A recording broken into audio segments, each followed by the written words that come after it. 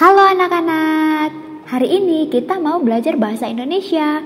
Kita akan belajar untuk mengenal benda hidup dan benda tak hidup.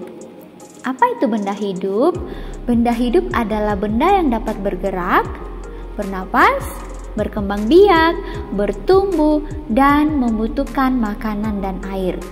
Jadi semua benda hidup dapat bergerak, kemudian dapat bernapas, kemudian berkembang biak, juga bertumbuh, dan pastinya membutuhkan makanan dan air.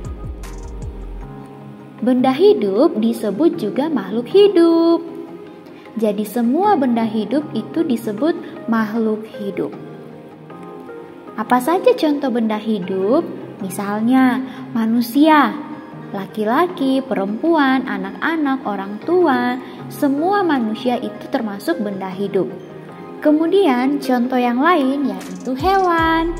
Semua jenis hewan adalah contoh dari benda hidup. Kemudian contoh yang lain misalnya tumbuhan ya, ada bunga, kemudian pohon ya, kemudian tumbuhan buah-buahan, itu juga termasuk benda hidup atau makhluk hidup. Lalu bagaimana dengan benda tak hidup? Benda tak hidup adalah benda yang tidak dapat bergerak sendiri, tidak bernapas, tidak berkembang biak, tidak bertumbuh, dan tidak memerlukan makanan seperti air juga. Jadi, satu benda dikatakan benda tak hidup jika benda tersebut tidak dapat bergerak sendiri, tidak dapat bernapas, tidak berkembang biak, tidak bertumbuh, dan tidak memerlukan makanan.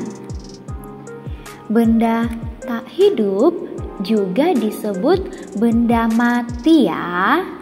Nah, apa saja contohnya? Misalnya sepatu, kemudian ada mobil, ini tidak bisa bergerak sendiri ya. Kemudian ada sepeda, lalu ada buku. Lalu apalagi contoh yang lain? Misalnya rumah, ya rumah juga termasuk benda tak hidup. Kemudian kursi juga termasuk benda tak hidup. Nah, sekarang kira-kira apakah kalian bisa menemukan contoh lain dari benda tak hidup yang ada di sekitar rumah kalian? Ayo coba kalian cek di rumah kalian apa saja contoh benda tak hidup.